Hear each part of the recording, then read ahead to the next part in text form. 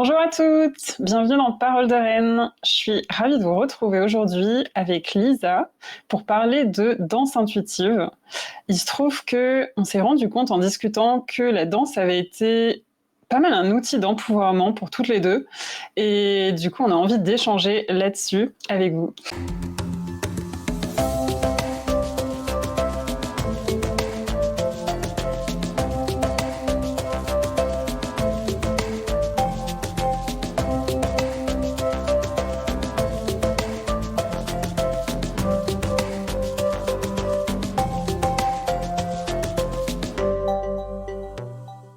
Alors Lisa, est-ce que tu veux te présenter? Oui, avec plaisir. Écoute, d'abord, merci beaucoup pour cette possibilité d'échange. Je trouve que c'est une super opportunité. Pour me présenter d'abord, donc, je suis facilitatrice d'espace au féminin. Alors, c'est un grand mot où tout le monde ne sait pas forcément ce que ça veut dire, mais disons que j'accompagne des femmes plutôt dans des espaces de groupe et vraiment à se reconnecter à leur corps, à leur ressenti, comme leur guide au quotidien de vraiment sortir du mental, de lâcher tout ce qu'il y a dans la tête pour revenir sur le corps et sa sagesse, pour amener finalement plus de liberté, plus de légèreté, plus de plaisir au quotidien. Trop bien.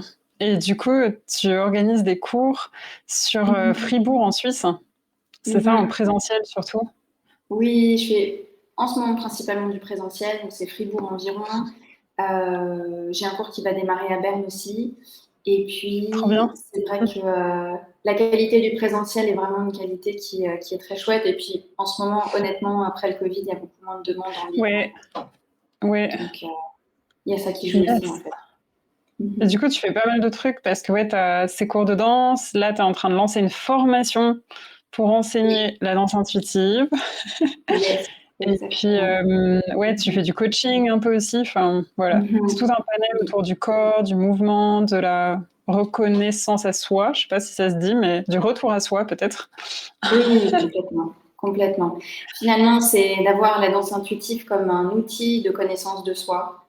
Mmh. Je dirais Ouais, pour trop les bien. femmes qui aiment bouger, qui aiment danser, c'est pas du tout une question de savoir danser, mais c'est Ouais, simplement d'aimer ça, en fait. Ouais. trop cool. Et du coup, bah, peut-être j'aimerais, ouais, tiens, tu me dises, qu'est-ce que ce serait pour toi la danse intuitive en quelques mots? Mhm. Oui, bien sûr. Surtout que la danse intuitive, si tu veux, c'est pas un nom qui est protégé, c'est pas une méthode Mhm. qui est pratiquée de la même façon par toutes les personnes qui vont dire je donne des cours de danse intuitive. Donc je pense qu'effectivement Ouais. c'est une bonne chose de commencer par ça. Je dirais que la danse intuitive pour moi c'est quelque chose que je définis comme une danse qui est à la fois libre et consciente. Mhm. Donc le Ok. principe danse libre, ça veut dire que finalement moi je suis là, je guide aussi. Mais l'idée, c'est pas du tout de venir se comparer à ce que je fais moi, c'est pas du tout de venir rechercher à refaire des mouvements, mais c'est beaucoup plus à Mhm. venir chercher la réponse à l'intérieur et se laisser guider par ce qui fait du bien au corps. Donc il y a une vraie liberté d'expression par rapport à cet espace-là. Et puis une danse Ok. consciente, parce que c'est pas simplement cette liberté finalement de bouger dans tous les sens, et ça c'est complètement possible sans être connecté au corps et au ressenti, mais il y a vraiment aussi cette Mhm. intention de venir écouter qu'est-ce que je ressens quand je bouge de telle façon, qu'est-ce qui me fait du bien, de quoi est-ce que mon corps a besoin, qu'est-ce qui est là, qui a besoin de s'exprimer. Je dirais que c'est deux aspects très Mhm. complémentaires dans la danse intuitive. Et puis une dernière chose, c'est finalement le côté intuition, c'est quelque chose qui me parle et c'est aussi pour ça que je nomme ça comme ça, danse intuitive. Parce que dans l'intuition, il y a quelque chose qui est aussi très féminin finalement, de se laisser Ouais. guider par ce qui fait pas forcément sens, mais Mhm. c'est là et ça dit ça c'est juste. Ouais, c'est trop cool. Il y a vraiment une histoire de profondeur un peu dans ce que tu partages, qui est peut-être plus profond que quelque part la danse qu'on peut faire avec un prof qui nous guide, mais où on répète des mouvements, tu vois, où il y a vraiment Mhm. cette recherche d'écoute de soi. C'est vraiment une danse qui va peut-être plus loin que celle dans un cours classique, j'ai envie de dire. Oui, je sais pas si c'est. Tu sais, je pense que ça dépend toujours de l'intention et de la Ouais. motivation. Et peut-être la profondeur, c'est difficile à dire de l'extérieur ce que les Mhm. personnes vivent dans un cours, mais en tout cas, l'intention et la motivation est clairement différente. Parce que Ouais. par rapport à la plupart des techniques de danse, c'est ce que tu mentionnes, d'avoir une chorégraphie, quelque chose, une méthode où tu Mhm. refais ce que quelqu'un fait, ben, la différence, c'est que c'est pas là pour être montré, en fait. C'est pas là pour avoir un spectacle à Ouais. la fin de l'année. Oui, c'est vrai. Mais au contraire, c'est là pour amener les projecteurs vers l'intérieur. Donc, en ça, c'est vraiment très, très Mhm. différent. Et effectivement, on plonge profondément à l'intérieur de soi, ça, c'est clair. Mhm. Ouais, c'est assez cool. Et c'est vrai que, tu vois, moi, au départ, quand tu m'en as parlé, parce que j'ai l'impression que moi, à mon sens, j'avais fait pas mal de danse intuitive, dans le sens que j'ai eu une grosse période où le matin, je me levais et je mettais de la musique. Je mettais la première musique qui me passait par la tête, tu vois. C'était vraiment plus reconnexion à l'intuition en termes général et de quoi j'ai besoin en ce moment. Je mettais la première piscine qui me passait par la tête et puis je dansais dessus, tu vois, de manière vraiment fluide et libre. Et puis, c'est vrai, en discutant, j'ai vraiment compris, ah ouais, il y a vraiment plusieurs formes. Il y a bien sûr le fait de juste le faire chez soi, danser chez soi. Et vraiment, quand je danse, en effet, j'essaye pas de faire des trucs beaux. C'est juste, mon corps, il a envie de bouger certaines parties et je le laisse faire. Et en ça, je pense que c'est similaire aux cours que tu donnes, par exemple. Mais je ressens vraiment la différence qu'il y a à être guidé par quelqu'un d'autre qui va du coup t'amener par différentes phases, qui va peut-être aller un peu en plus crescendo, qui a vraiment une différence entre juste le faire chez soi et puis être guidé. Enfin, moi, je le compare vraiment à la méditation, au yoga, par exemple. Je peux tout à fait méditer toute seule chez moi, juste en décidant de me reconnecter à ma respiration, ou même faire des figures de yoga comme j'ai envie, mais c'est clair que si je me mets une vidéo de yoga avec quelqu'un qui me guide, où je peux vraiment être dans mon intériorité parce que je suis juste en train d'écouter la personne et j'ai plus d'espace, j'ai l'impression, pour me connecter à mes sensations. Et c'est pareil en méditation, je trouve que je vais aller beaucoup plus vite à l'intérieur de moi. Si quelqu'un me guide sur un chemin ou me fait visualiser quelque chose, bah, tout de suite, j'arrive plus à l'intérieur. Et j'ai vraiment le sentiment que, ouais, qu'aller dans un cours, qu'être guidé, même en danse, bah, c'est carrément plus puissant que juste mettre de la musique et danser chez soi. Tu vois, genre, c'est différent, mais... Oui, c'est vraiment différent. Je dirais que c'est complémentaire et que c'est génial de pouvoir aussi avoir des espaces comme ça, hyper libres chez soi et comme de toute façon, il n'y a Ouais. personne de bouger à fond. Après, je trouve que c'est exactement ce que tu dis, c'est que dans un espace de groupe, finalement, il y a vraiment cet aspect d'être guidé, parce qu'effectivement, danse libre, intuitive, consciente, il peut y avoir des personnes aussi qui vont mettre de la musique et qui vont laisser le groupe comme ça bouger. Mais simplement, de mon expérience, pour être capable de vraiment être connecté à ses ressentis sans avoir quelqu'un qui guide, il faut déjà être à la base vraiment très connecté à soi, avoir l'habitude et ouais, enfin, je trouve que c'est un vrai challenge et je te rejoins complètement par rapport à ça, c'est que de tenir l'espace pour soi, c'est quelque chose qui est quand même assez Ouais. compliqué. Ouais, tu prends deux casquettes en fait. Il y a ce truc de je dois tenir l'espace et en même temps je suis en train de faire moi-même. Genre tu fais le patron et l'employé en même temps. C'est exactement ça, c'est exactement ça. Et je pense que c'est normal quand on tient l'espace, il y a toujours une partie qui est un petit peu en vigilance, de venir regarder comment ça se passe, qu'est-ce qu'il y a. Enfin, c'est forcément il y a l'attention qui est aussi vers l'extérieur et qui est pas complètement vers l'intérieur, où tu peux pas complètement lâcher le contrôle et te laisser porter. Et je trouve que c'est ça qui est magique avec une guidance extérieure en fait. Donc c'est clairement, ouais, c'est clairement un avantage. Ah, c'est trop cool. Ouais, et du coup, j'aime bien quand tu parles de ça aide à lâcher le contrôle. Je pense qu'en effet, il y a vraiment cette notion-là qu'on peut venir chercher dans un cours. C'est chouette. Ouais, mais complètement, parce que tu sais, dans notre quotidien, on est tellement habitué à vouloir justement que les choses soient parfaites, que ça ressemble à ci, que ça ressemble à ça. Donc il y a quelque chose comme ça qui nourrit cette tendance à vouloir contrôler. Et puis forcément, Ouais. c'est quelque chose qu'on a besoin de venir rééquilibrer en fait par des espaces où Mhm. c'est possible de ne pas contrôler du tout. C'est pas que le contrôle ce Ouais. soit une mauvaise chose, mais c'est juste quand ça devient Trop. tellement Ouais. tellement déséquilibré que là, il faut dire, bon, ok, comment est-ce qu'on peut venir ramener ça de façon à ce que ça soit chouette au quotidien, quoi. Ouais, et au final, j'ai l'impression que la majorité des gens sont quand même plus dans l'over control, genre le trop de contrôle que pas assez, quoi. Ça dépend des Écoute, personnalités, mais quand même, il y a un peu un terrain ambiant. clairement, clairement, clairement. Ouais, ouais, ouais. Et puis, il y a aussi tu sais, ce côté d'être en groupe. Je trouve qu'il y a cet aspect, comme Mm. tu disais, donc voilà, je suis guidée, donc je suis capable de lâcher, je suis capable de me laisser porter. Et puis, il y a aussi le fait d'être en groupe où il y a quand même, finalement, à partir du moment où une personne dans le groupe se donne l'autorisation Mm. à lâcher plus, à exprimer quelque chose, à vraiment aller dans son ressenti, c'est quelque chose qui se sent en fait. Et du coup, cette personne-là, elle donne l'autorisation à Mm. tout le reste du groupe à faire la même chose. Que voilà, Ouais, moi quand trop je vois chouette. quelqu'un, tu vois, qui y est, je me dis, ah bah tiens, ouais, c'est vrai ça. Allez, j'y vais encore un peu plus. Mm-hmm. Ouais, c'est vraiment l'effet de groupe qui est drôle parce que à la base, on pourrait se dire ah mais ça va être plus difficile de se lâcher à côté d'autres personnes, alors qu'en fait, ça peut être bénéfique au final et ça peut carrément plus aider à aller plus loin que des choses que même tout seul, t'arrives pas à faire. C'est un peu ça que je perçois. Complètement. C'est vrai que j'ai régulièrement des femmes qui viennent à mes cours et qui me disent, bon, ça fait un petit moment que je voulais venir, j'osais pas trop, ou j'en parle à d'autres, tu vois, qui potentiellement seraient intéressées, qui me disent, bon, ça a l'air sympa ce que tu fais, mais moi, je sais pas J'ose lancer pas. dans un groupe, au secours. Ouais, alors qu'en fait, il y Oh. a rien à prouver à personne. Donc justement, c'est on sort, mais je crois que c'est juste hyper dur d'arriver à déconstruire limite tout ce qu'on a appris sur la danse peut-être. Surtout si tu as peut-être pris des cours de danse quand tu étais plus jeune, où tu as eu l'habitude de suivre une choré, de travailler chacun des mouvements, d'être dans la beauté, la fluidité. Et puis là, on dit non, mais en fait, tu peux juste faire ce que tu veux avec ton corps. On s'en fout que ce soit beau. On s'en fiche de comment ça rend. Genre juste fais plaisir à ton corps, quoi.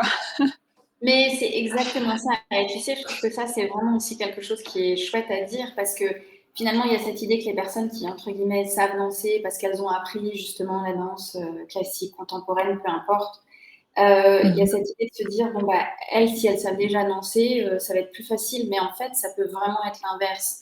Justement, Mm. d'avoir appris certaines choses d'une certaine façon et de venir complètement lâcher ça, c'est aussi un challenge. Alors que quelqu'un qui se dit, mais moi, je sais pas danser, j'ai jamais appris à danser, Ouais, bah, justement, t'as pas de référence en me disant, tiens, ça devrait ressembler à ci, ça devrait ressembler à ça. Non, c'est drôle. on s'en fout, quoi. Mais oui, c'est trop bien. Ça permet carrément de se lâcher plus.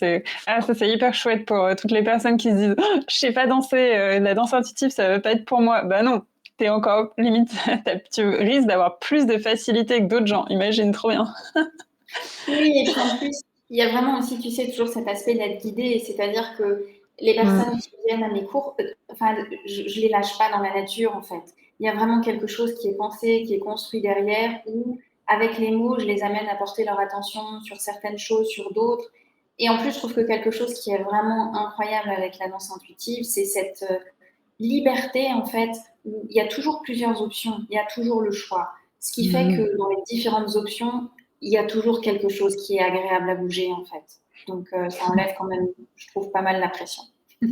Ouais, ah, c'est trop bien. Ouais, il y a vraiment une notion de liberté et d'écoute de soi, comme tu disais. Bah, peut-être j'ai envie de te demander comment est-ce que toi t'es tombée dans la marmite quelque part. Genre avant de devenir prof, je suppose qu'il y a eu un parcours, que t'as pas été dans la danse intuitive depuis le jour 1 de ta naissance. Donc comment est-ce que tu l'as découverte? C'est clair. Mais je pense que tu sais, c'est toujours, on enseigne finalement ce dont on a le plus besoin soi-même. Et pour moi, la danse, ça a vraiment été, je dirais, je pense, depuis mon adolescence, ça a été ma bouée de secours en fait. Ça a été dans les périodes où mon corps a commencé à changer, où il y a eu un éveil de sensualité, de sexualité, tous les malaises qui ont été liés à ça finalement dans mon corps, où j'avais énormément de malaise à l'intérieur de moi. Et finalement, j'ai découvert que la danse, c'était pour moi l'espace le plus facile pour accéder du plaisir à être dans mon corps en fait.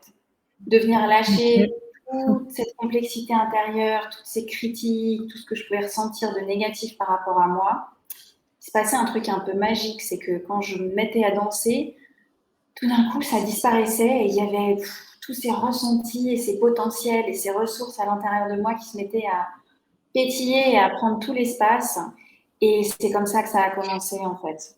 Donc, Ouais, ça a Trop vraiment été beau. cette espace-là. Ouais. Tu es vraiment tombée dedans avec un ressenti, un besoin propre, pour toi-même à la base, quoi. Complètement. J'avais vraiment besoin de faire la paix avec mon corps. J'avais besoin de faire la paix avec mes émotions. J'ai toujours été quelqu'un avec.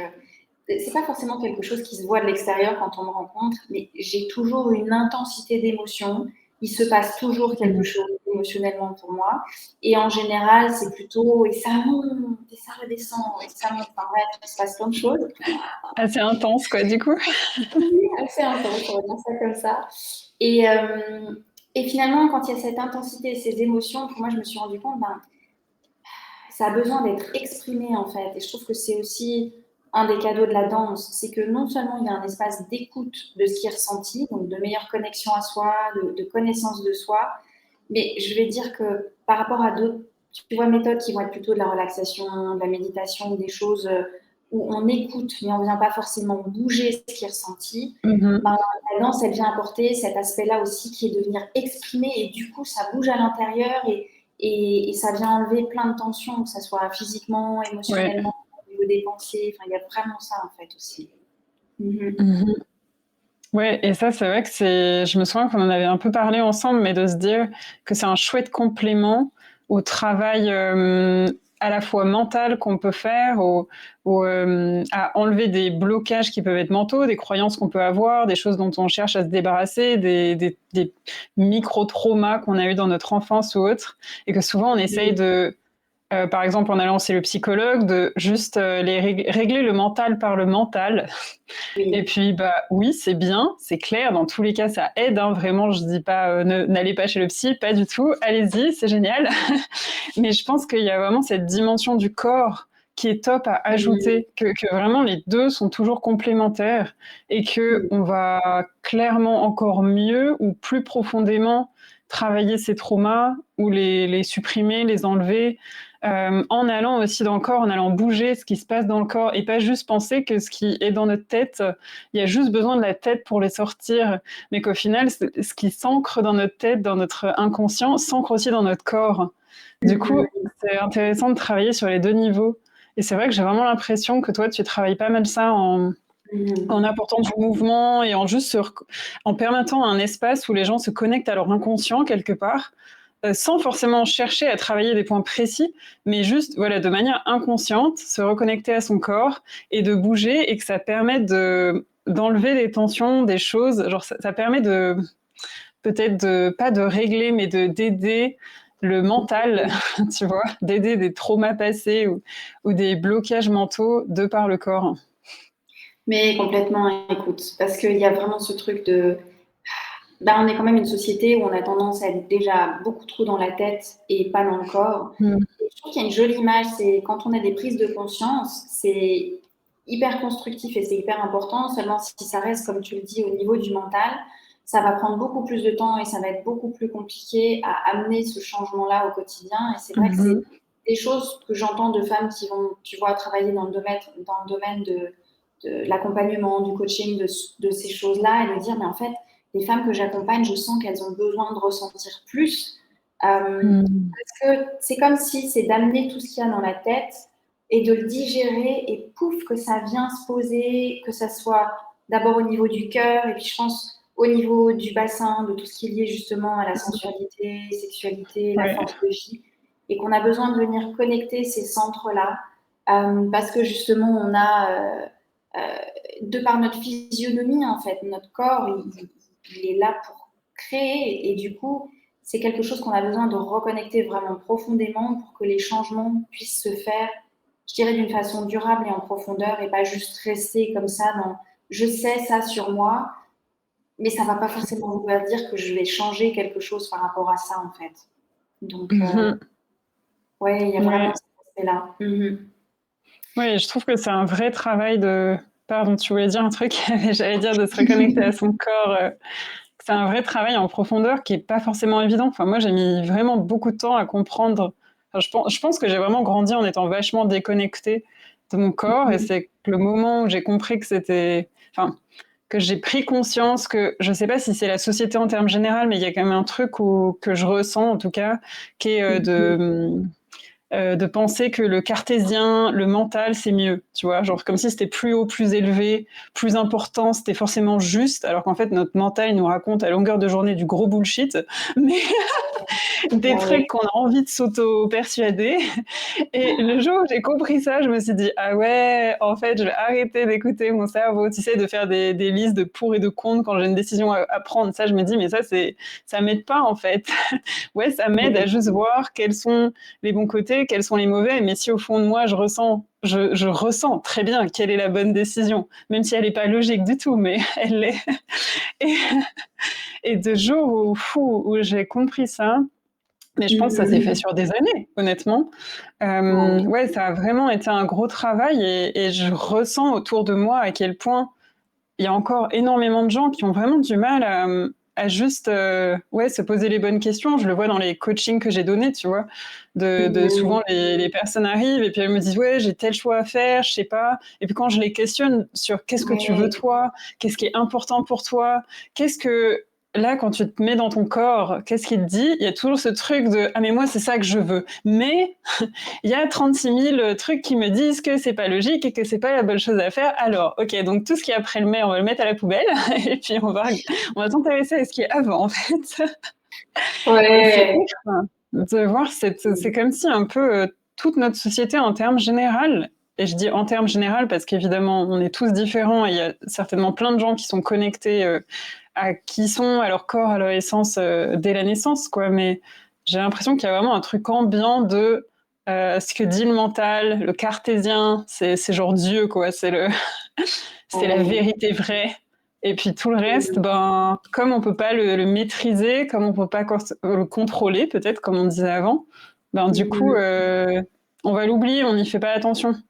Alors qu'à mon sens, la vérité, elle est carrément plus dans le corps que dans notre tête. Donc, Mais je crois que c'est ce qui fait qu'on est si bien connectés aussi toutes les deux, c'est que je sens et tu parles aussi vraiment de cette approche du corps et de sa sagesse et de son importance. Et je trouve que c'est tellement chouette de pouvoir intégrer ça dans des accompagnements et de vraiment remettre l'accent sur ça en se rendant compte que ben, c'est pas que le mental, comment dire, c'est pas qu'il a pas sa place, mais c'est que quand il prend toute la place, ouais. forcément, ça fonctionne pas. Donc, c'est là encore une histoire de venir rééquilibrer quelque chose et Ouais. de venir redonner sa place au ressenti, à l'intuition, à ce qui n'est pas logique. Dans une société où tout nous dit il faut qu'on puisse prévoir, il faut que ça soit comme ci, comme ça, à quel moment, très linéaire, il faut que ça fasse sens, il faut qu'on avance, il faut que ça soit rapide, il faut. Et en fait, le corps, il fonctionne justement à l'inverse. Faut ressentir, il y a besoin de ralentir, c'est pas forcément logique, ça va dans une direction, ensuite ça va dans une autre, on ne sait pas où on va atterrir à la fin.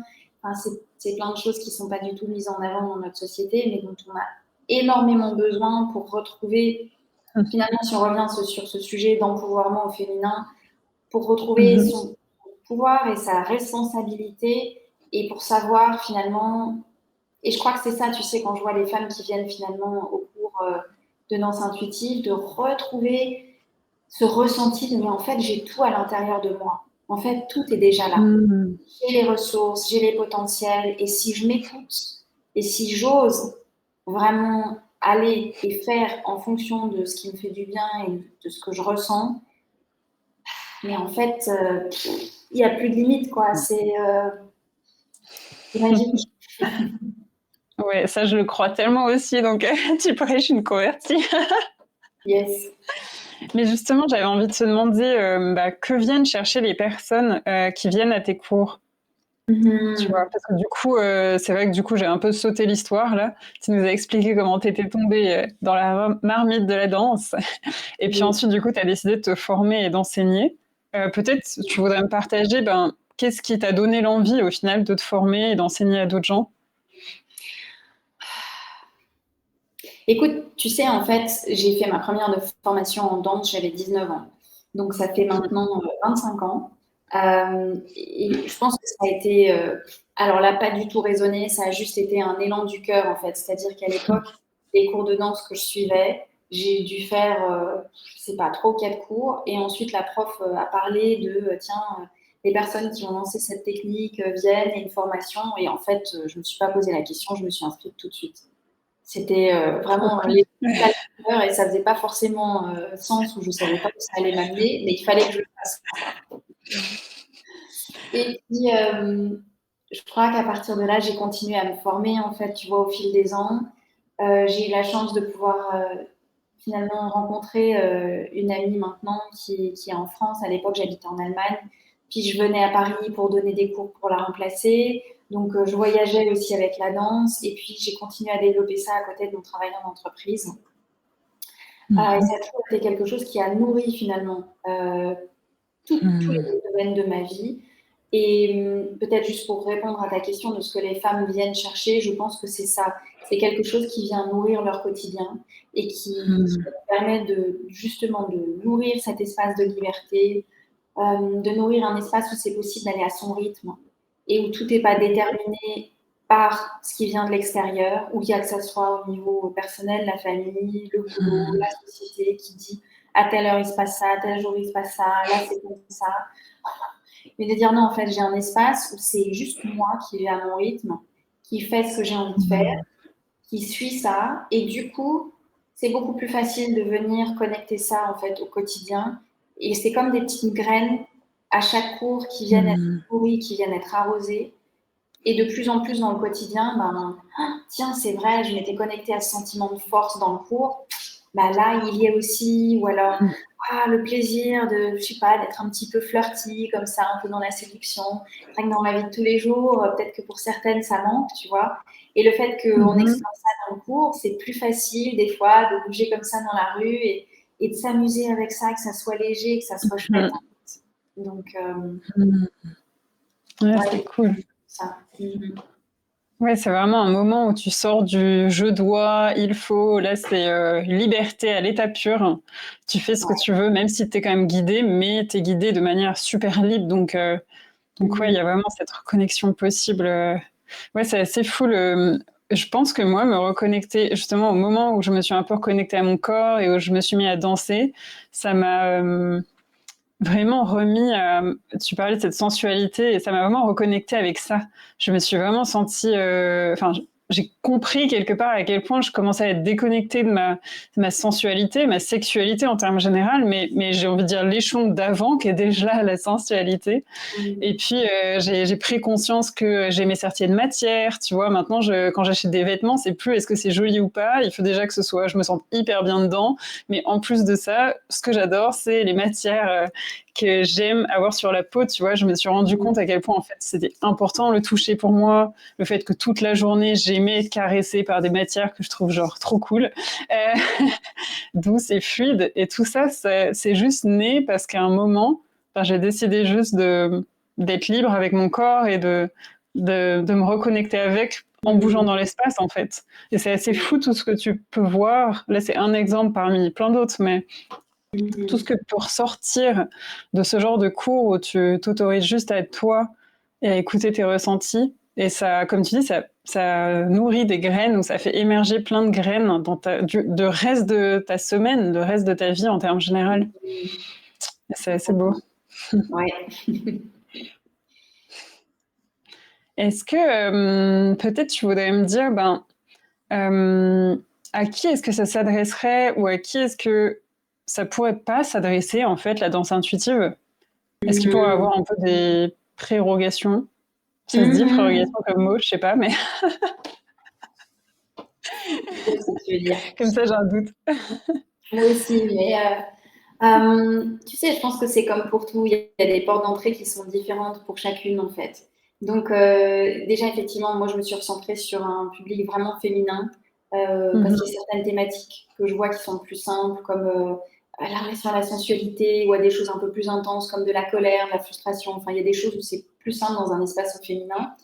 Et puis je dirais que chacune est vraiment différente, c'est-à-dire que j'ai vu aussi que pour certaines femmes, avoir une méthode et des pas à suivre, par exemple, tu vois, comme dans des cours de tango, il y a quelque chose qui est magnifique. Et il y a aussi, à certains moments, je pense que quand la technique est vraiment bien maîtrisée, il y a aussi cet espace de liberté, de Oui, créativité. c'est vrai.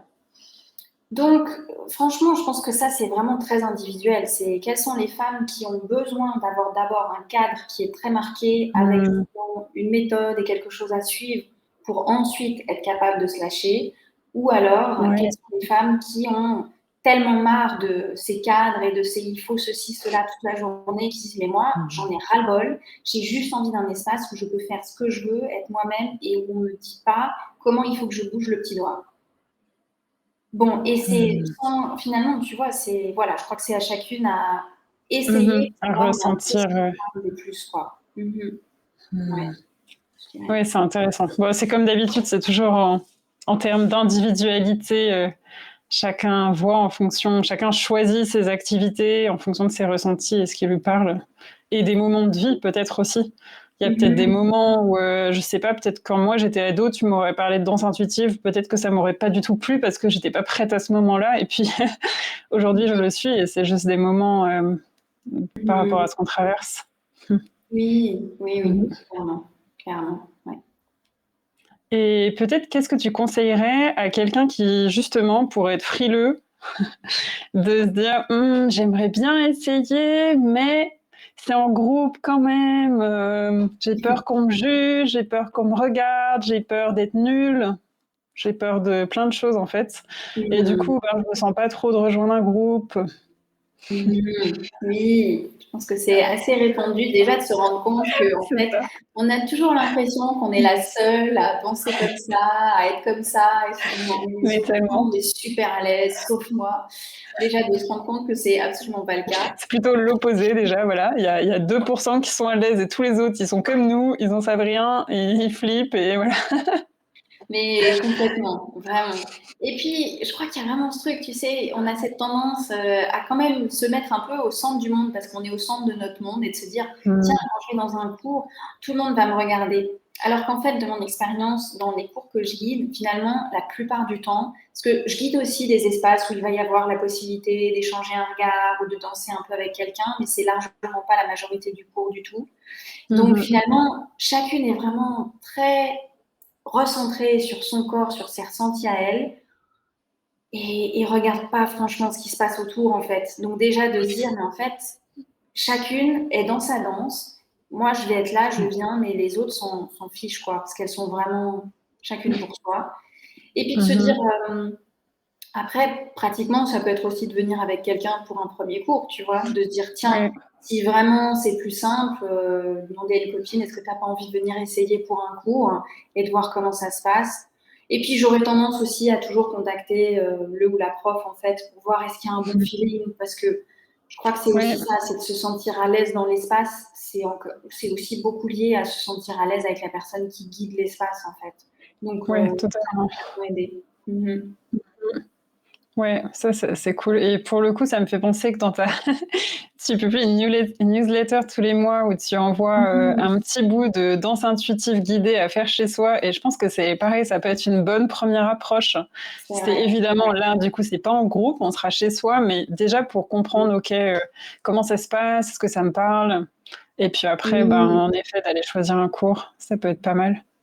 Mais oui, c'est vrai, parce qu'effectivement, la façon dont je guide va peut-être parler à certaines personnes et à d'autres moins. Et c'est vrai que tous les mois, j'envoie comme ça 10-15 minutes d'une séquence de danse intuitive. Et c'est vrai que ça donne une bonne idée de ma façon de donner des cours. Oui, de guider. Et du coup, je vais le mettre évidemment en lien dans la description, comme ça, les gens que ça intéresse pourront aller s'inscrire. Et puis, ouais, peut-être rappeler qu'au final, il y a autant de cours de danse et de danse intuitive qu'il y a de profs. Enfin, qu'il y a des espaces qui vont être beaucoup moins guidés que d'autres. Moi, je sais que j'en ai participé à des cours où c'était justement juste des musiques qui changent et puis la personne guidait tout au début et après c'est tout, tu vois. Donc après, trouver un peu ce qui nous convient et puis peut-être pas s'arrêter au premier cours avec un ou une prof qui peut-être juste nous convient pas, mais que ça veut pas dire que c'est la danse intuitive qui est pas faite pour nous. Exactement. Je pense que ça, c'est vraiment super important, clairement. Ok. Est-ce qu'il y a un autre conseil ou quelque chose que tu aimerais dire à des gens qui aimeraient découvrir la danse intuitive, du coup? Ah, de Il y en a vraiment se faire plein, mais... confiance. Ouais, il y en a plein. Mais de vraiment se faire confiance, de faire confiance à son timing aussi, de rester à l'écoute.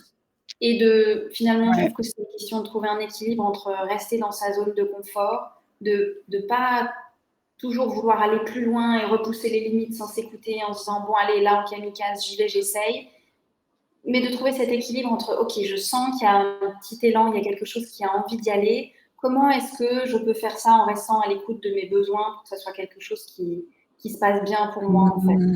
Donc Ouais. comme ça. Ok, trop cool. Et t'es à l'écoute de ses ressentis, comme d'habitude. Pendant le cours, mais aussi avant et en dehors du cours. C'est ça. Ok, bah écoute, on arrive à la fin de cet épisode. Un grand merci vraiment Lisa d'être venue parler de danse. Et je pense en effet que c'est vraiment une des super techniques, il y en a bien sûr plein, pour se reconnecter à soi, à son corps, pour gagner en empouvoirment personnel. Vraiment, j'en suis convaincue que ça, en tout cas, ça y participe bien. Donc ouais, merci beaucoup d'être venue. Et puis bien sûr, je vais mettre les liens en dessous vers ton compte Instagram, ton site web et puis ta newsletter pour que les gens qui ont envie de te suivre puissent le faire. Et puis du coup, sinon, tu donnes des cours à Fribourg, en Suisse, pour celles qui sont de la région. Oui. Et là, tu es en train de lancer une formation en danse intuitive, du coup, pour enseigner la danse intuitive. Exactement.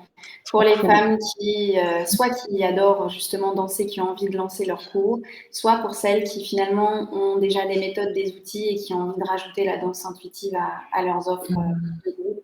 C'est du coup ce que je lance cet automne. Donc, yes. Trop bien. Et je mettrai bien tout ça en dessous. Et puis un grand merci Lisa. Merci beaucoup à toi. Merci. Et puis merci de nous avoir écoutés tout au long de cet épisode. Bien sûr, n'hésitez pas à mettre un joli commentaire sur YouTube si ça vous plaît, à me contacter si vous avez des questions, à mettre un like, bref, à partager cet épisode si jamais vous pensez qu'il pourrait plaire à quelqu'un d'autre. Et moi, je vous dis à bientôt. Salut! Ciao!